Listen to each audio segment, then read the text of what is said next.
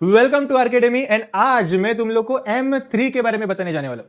देखो, जो लोग डिप्लोमा करके आते हैं ना, उनका सबसे बड़ा प्रॉब्लम यही है कि वो डिप्लोमा में मैथ्स को नहीं सीखते। तुम लोग गाली दोगे कि सर ऐसा कैसे, हम लोग ने मैथ्स सीखा है। अरे तूने सीखा है, बराबर है, लेकिन आप लोगों ने जो मैथ्स सीखा था वो डिप्लोमा के फर्स्ट ईयर में था। फर्स्ट ईयर मतलब और 3 साल पीछे। फर्स्ट ईयर में तुम लोग ने डिप्लोमा में M1 और M2 सीखा है, बराबर है, सही बात है, बराबर है। लेकिन उसके बाद सेकंड ईयर में, थर्ड ईयर में तुम लोग ने मैथ्स सीखा नहीं रहता। जो लोग डिप्लोमा करते हैं, तुम लोग अपने ब्रांच से रिलेटेड सारे सब्जेक्ट सीख लेते हो, लेकिन मैथ्स का कुछ भी नॉलेज नहीं होता है। जब तुम लोग डायरेक्ट सेकंड ईयर में आते हो, डायरेक्ट सेकंड ईयर में सबसे बड़ा प्रॉब्लम होता है M3, इंजीनियरिंग मैथमेटिक्स 3। एंड जब भी डिप्लोमा का बच्चा उधर से इधर आता है, डिप्लोमा में वो डेरिवेटिव, इंटीग्रेशन, मैट्रिक्स क्या होता है सब मालूम है, लेकिन डिग्री के टाइम पे लैप्लास ट्रांसफॉर्म क्या होता है, फोरियर सीरीज क्या होता है, कॉम्प्लेक्स वेरिएबल क्या होता है, कुछ मालूम नहीं है, कुछ भी मालूम नहीं रहता।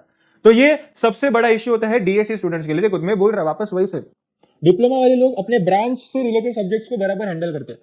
सिविल का रहेगा तो स्ट्रक्चरल एनालिसिस क्या है मालूम है, स्ट्रेंथ ऑफ मटेरियल क्या है मालूम है, मैकेनिकल वाला रहेगा तो फ्लूइड मैकेनिक्स क्या है मालूम है, बी ट्रिपल भी तुम लोग का हो चुका है, मैकेनिक्स क्या है मालूम है, कंप्यूटर वाला रहेगा तो उसको मालूम है डेटा स्ट्रक्चर क्या होता है, एनालिसिस ऑफ एल्गोरिथम क्या होता है, नेटवर्क थ्योरी क्या होता है इलेक्ट्रिकल वालों के लिए, इलेक्ट्रिकल डीसी सर्किट्स क्या होते हैं, एसी सर्किट्स क्या, ये सब बेसिक नॉलेज तुम लोग को मालूम है।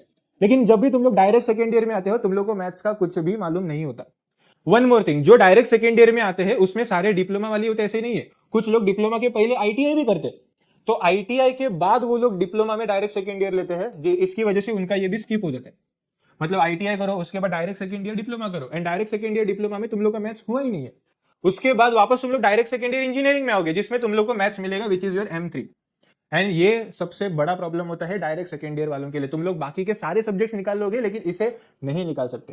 एंड ये फैक्ट है। तुम लोग गाली दोगे सर आप डरा रहे हो, आप प्रमोशन कर रहे हो, आप अपना ये कर रहे हो, नहीं नहीं नहीं, सीधी बात है।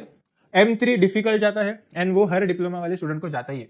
देखो, डिप्लोमा में तुम लोग को ये मालूम है कि सब्जेक्ट्स को पास कैसे करते हैं हम लोग। अगर 100 मार्क्स का पेपर रहेगा ना, अपने दिमाग में एक चीज मालूम है कि हाँ मिनिमम 35 लाना है। अगर 80 मार्क्स का है तो मिनिमम 32 लाना है। हम लोग उसी के बेसिस के ऊपर सारे पेपर्स निकाल सकते हैं। लेकिन डीएससी में M3 थोड़ा डिफिकल्ट जाता है। देखो, डिग्री में आने के बाद एक तो तुम लोग का एडमिशन जो अगस्त में हो जाना चाहिए, अभी वो सितंबर में होने वाला है, ऑलरेडी लेट है। सितंबर में तुम लोग का यूनिट टेस्ट होगा कि नहीं, उसमें भी प्रॉब्लम, क्योंकि डिप्लोमा वाले का जो एडमिशन होता है वो रेगुलर के यूटी के बराबर टाइम पे होता है। एक तो टाइम पे होता है, फिर लेट होता है। तो वो लोग को पढ़ाई को टाइम ही नहीं मिलता, सीधा यूनिट टेस्ट देने को बिठाते वो लोग। एंड जो डिग्री के कॉलेज वाले रहते हैं ना, वो हरामी लोग रहते हैं। वो लोग देखते ही नहीं बच्चों के पीछे का बैकग्राउंड, के वो लोग को आता है नहीं आता, वो सीधा एग्जाम को बिठाते। वो लोग कुछ भी सोचेंगे नहीं। तो ये हम लोग को सोचना चाहिए, हम लोग को इसके बारे में थोड़ा देखना चाहिए कि हम लोग इसका कैसे प्रिपेयर कर सकते हैं। तो देखो, M3 प्रॉब्लम है, बहुत बड़ा प्रॉब्लम है। तुम लोग को सितंबर में इसका एक यूटी देना पड़ेगा, अक्टूबर में दूसरा यूटी देना पड़ेगा। इसे हम लोग अभी IITs बोलते हैं। अच्छा, कुछ कॉलेजेस IIT 1 नहीं लेते, वो उसके टर्म वर्क के ऊपर मार्क्स दे देते, वो देखो कॉलेज टू कॉलेज वरी करेगा, वो इंटरनल बात है। लेकिन एट द एंड नवंबर में तुम लोग को एग्जाम देना ही है। आज जुलाई चालू है, जुलाई के बाद अगस्त, सितंबर, अक्टूबर, 3 ही महीने हैं। उसमें से अगस्त तुम लोग एडमिशन में डालोगे पूरा, सितंबर में एडमिशन हुआ तो भी सितंबर अक्टूबर 2 ही महीना हाथ में। तो M3 को हल्के में नहीं लेना चाहिए। बाकी के सब्जेक्ट्स तो भी निकाल लोगे, लेकिन M3 को कैसे निकालोगे? M3 का सिलेबस देखोगे तो और डर जाओगे। M3 के सिलेबस में बहुत नया टॉपिक है जो तुम लोग ने सीखा ही नहीं है। तुम लोग को सिर्फ इतना मालूम है कि हाँ डेरिवेटिव रहता है, इंटीग्रेशन रहता है। आज भी अगर किसी ने फॉर्मूला पूछा तो तुम लोग को मालूम नहीं है। एंड M3 में सिलेबस तो बहुत डेंजर है। एक नया एजुकेशन पॉलिसी है, उसके बारे में आगे जाके बात करने वाला हूं। उसी की वजह से सिलेबस में चेंजेस हुए हैं।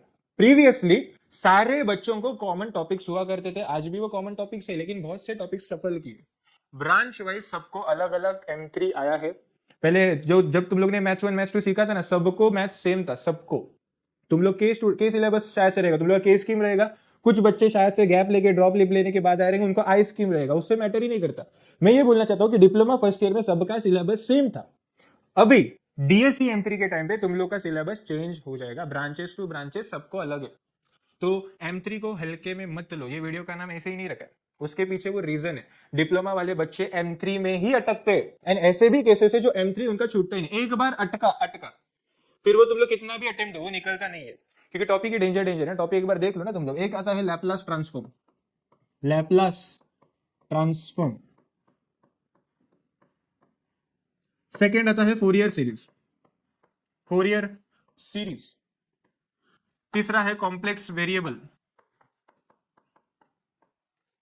Complex variable. चलो मैं ये तीन ही लिखता हूं, क्योंकि आज भी सिलेबस में ये 3 टॉपिक ऑलमोस्ट सबको सेम है, कुछ कुछ कॉलेजेस सॉरी कुछ कुछ ब्रांचेस को भी डिफरेंट किया है वो न्यू एजुकेशन पॉलिसी की वजह से, लेकिन इतना ही नहीं है। तुम लोग you have 6 modules and branch to branch ये वरी करेगा, इसके ऊपर मैं और भी वीडियोस लाने वाला हूँ। मैं ये बोल रहा था कि M3 को हल्के में मत लो, अब जितना तुम लोग M3 को हल्के में लोगे उतना ही ज्यादा बाद में जाके रिग्रेट करोगे। एंड DSC वालों का M3 में ही सबसे ज्यादा KT लगता है, सारे स्टूडेंट्स को M3 में ही KT लगता है। आज जुलाई चालू है, वी हैव योर सोल्यूशन, हम लोग के डेमो लेक्चर्स चालू है। डेमो समझते हैं क्या तुम लोग? डेमो मतलब फ्री है, फ्री है तो आना चाहिए।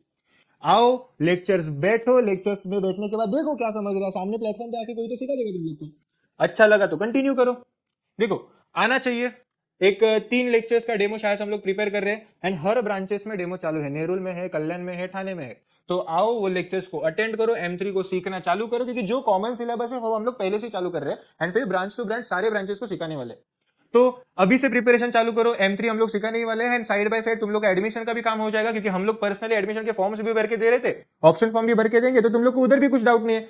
पूरा गाइडेंस एंड पूरा हेल्प आपको यहाँ पे मिलने वाला है। तो मैं चाहता हूँ कि तुम लोग अकेडमी के पास आना चाहिए। डिस्क्रिप्शन बॉक्स में जाओ, व्हाट्सएप के ग्रुप को ज्वाइन करो, वहां पे सारे अपडेट्स आते हैं, लेक्चर्स के मैसेजेस आते हैं, तो वो ज्वाइन करना चाहिए। आपको कौन से ब्रांच में जाना है, कहाँ पे जाना है, वो सब वहाँ पे एक नंबर दिया रहेगा, तो उन्हें कॉन्टैक्ट करो एंड हम लोग के साथ बने रहो, तो आपको सारे अपडेट्स मिल जाएंगे। Thank you so much.